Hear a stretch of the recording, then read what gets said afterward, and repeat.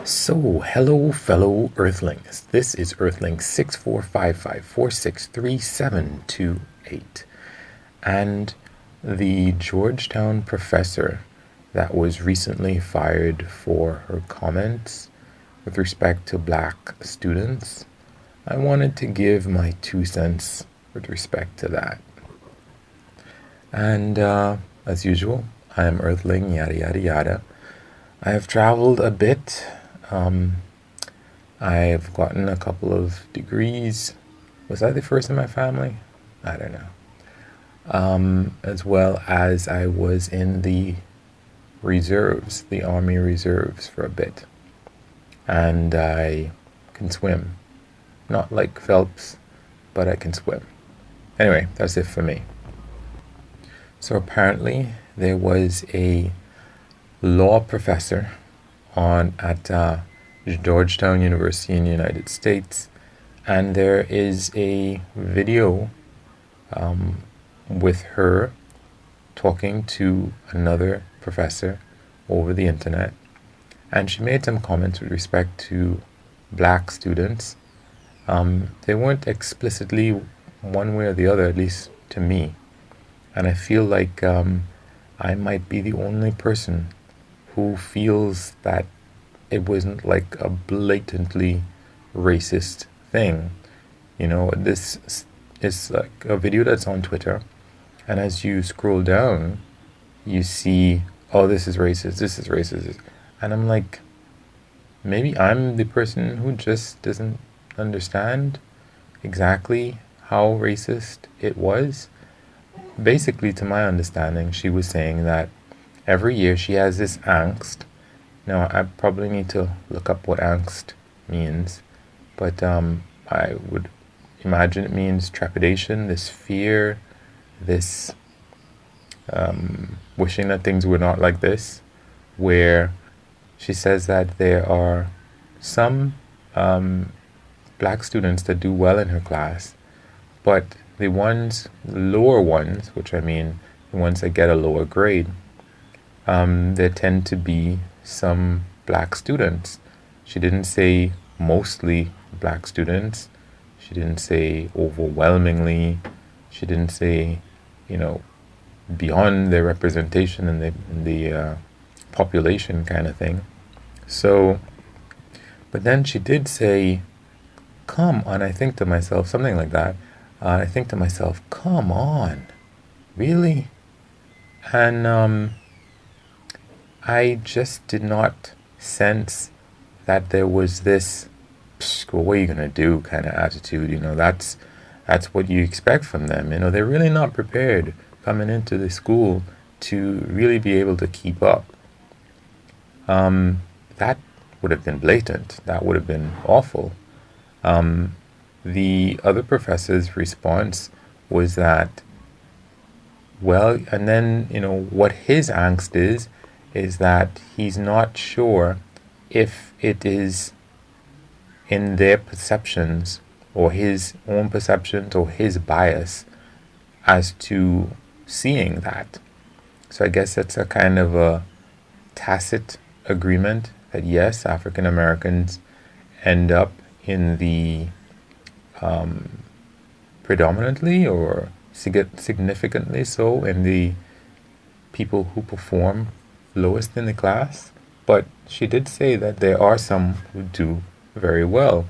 But I did not get from it this idea that she was saying that black students couldn't really perform.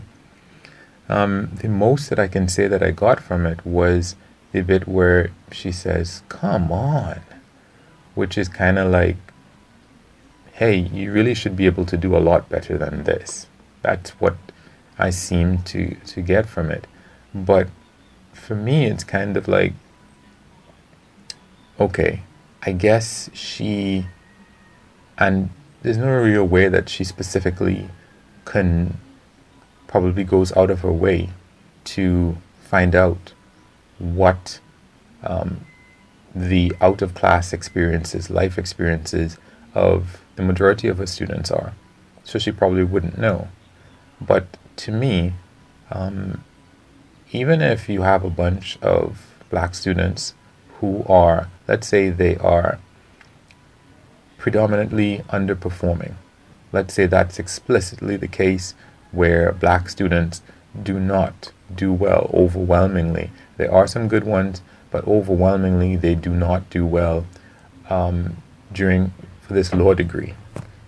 To me, seeing as is poverty rate and the unemployment rate for black people in the US is higher than it is for many other groups, whites, Hispanics. Well, I don't know if it's maybe on par or whatever the case is, but just that alone is going to be a huge difference in your expectations.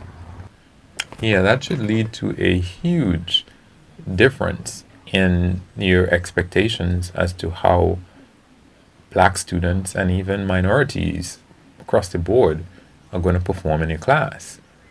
If it is that, even let's say they have loans that they don't have to start paying back until after they've gotten a degree, you still have to eat, you still have to survive. You still probably have a job outside of class that you probably need to do rather than your parents, completely paying your way.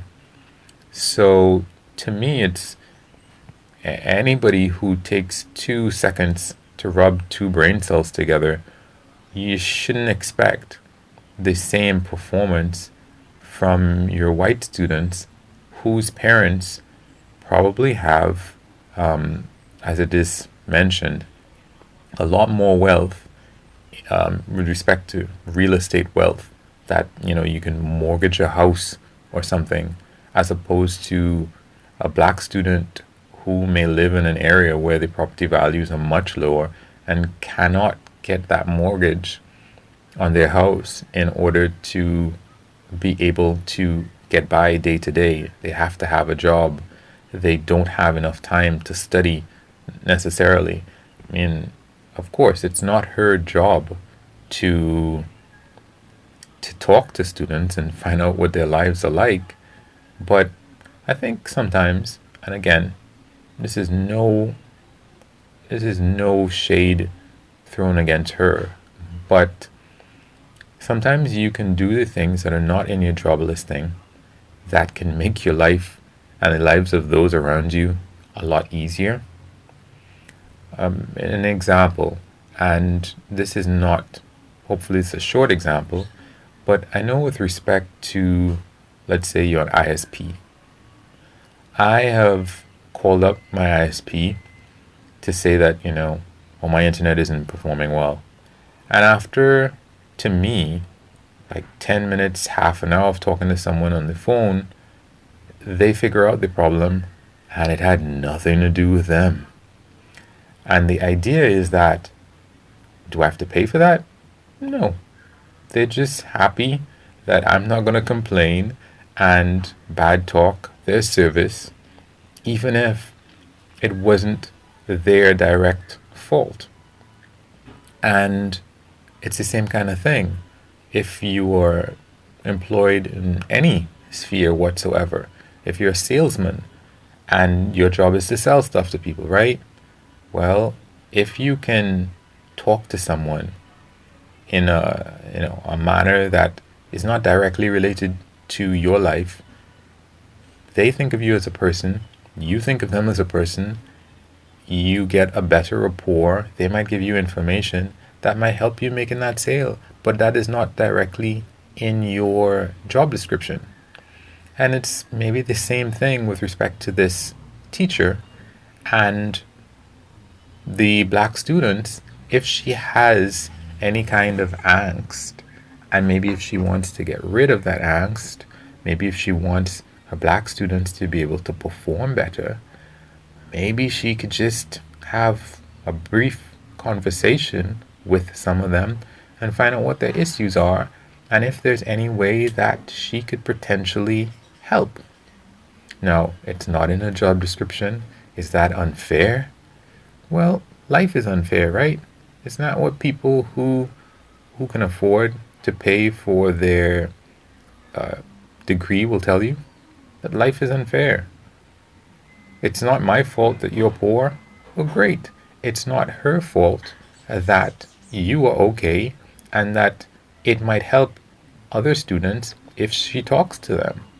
So I don't think it's really particularly unfair for her to, if she feels like it, takes a little bit more interest in the students who aren't doing well to find out what their problems are and maybe in some way see if there's something that she can do or they can do differently based on her experiences of people who have ultimately been successful, to help. And I guess from that perspective, it's really more of a thing where she is ignorant of the lives of other people and she's ignorant of the potential causes for what she may or may not be seeing. I mean, there are a lot of times, especially, and this is another thing as well with respect to what the professor she was talking to might have raised. There are a lot of times where, and I hope I can find an example quickly in my head, where I think something is a particular way. And of course, you come into something with a particular bias.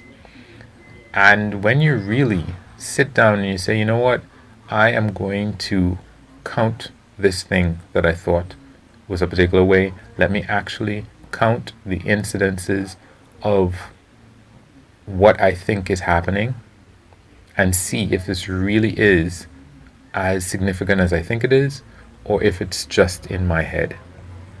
And this is not an incident where I specifically counted, but where I guess I reflected on a situation where I was biased. So, for example, with respect to women, I might think, well, hey, pretty women really have an easy life. So, all this stuff about how life is not fair for women, people pay more attention to women and they're a lot more concerned about their well-being than they are for a man. And that is true. It is absolutely true that pretty women probably have an easier life while they're pretty, while they're young, than many men would have. But then, of course, there's that whole rest of your life after you may have gotten a kid and can, kept on some weight, where life is not going to be as great as you thought that it was. And you may be forever trying to relive the best years of your life when you were a particular size. And I don't know what it's like to go through that experience of being on top of the world 1 minute and then being completely or very much more ignored than you ever were in your life. I have no idea what that's like. I also have no idea what it's like for people not to take you seriously and to diminish your capabilities, as in, oh, you hit like a girl. So I don't know what that's like either. But that took a moment of thought on my part, and maybe it's the same thing with the professor. Well, I guess she has a lot more time now to think of what all these different things. But by and large, like I said at the beginning, maybe it's something that I'm missing, but of course, the people who are the most upset by what you would say are the people who are more likely to post something.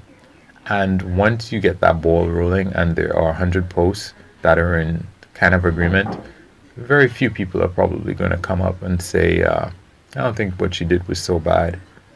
So that's really all that you're going to get, because if you say that, then people are going to come for you. What do you mean you don't think what you said is so bad? So, I don't know. It's not great. It's not good. But was it really worth her being fired? I don't know. I would probably have wanted to see some more of what. Anyway, that's it for me. Feel free to school me, educate me on specifically why what she said was not that great. Comment, subscribe, share, all that good stuff. In the same vein as you would like me to do for you if this were your piece. So have a good one. Peace.